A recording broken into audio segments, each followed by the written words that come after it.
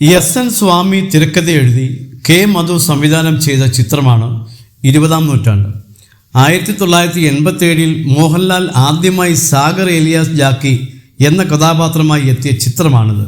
പിന്നീട് 2009 അമൽ നീരദ് മോഹൻലാലിനെ നായകനാക്കി ഈ സിനിമയുടെ തുടർച്ചയായി സാഗർ എലിയാസ് ജാക്കി റീലോഡഡ് എന്ന സിനിമ ചെയ്തു. ഈ സിനിമയ്ക്കും എസ് എൻ സ്വാമി തന്നെയായിരുന്നു തിരക്കഥയൊരുക്കിയത്. ഇപ്പോൾ സൈന സൗത്ത് പ്ലസിന് നൽകിയ അഭിമുഖത്തിൽ സാഗർ എലിയാസ് ജാക്കി റീലോഡഡ് സിനിമയെക്കുറിച്ചും അമൽ നീരദിനെക്കുറിച്ചും സംസാരിക്കുകയാണ് തിരക്കഥാകൃത്ത് എസ് എൻ സ്വാമി.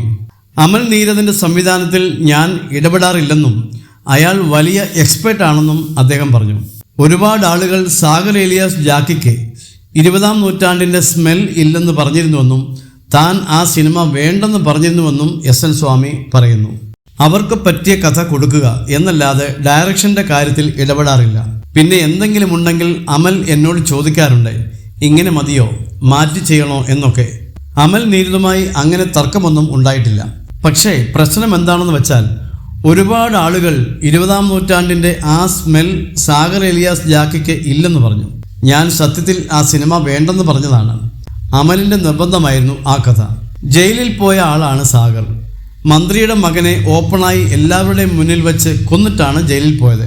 അങ്ങനെ ഒരാൾ കഥാപാത്രമായി വരികയെന്ന് പറയുമ്പോൾ എനിക്കതിൻ്റെ ലോജിക്ക് ദഹിക്കാൻ ബുദ്ധിമുട്ടുണ്ടായിരുന്നു, എസ് എൻ സ്വാമി പറയുന്നു.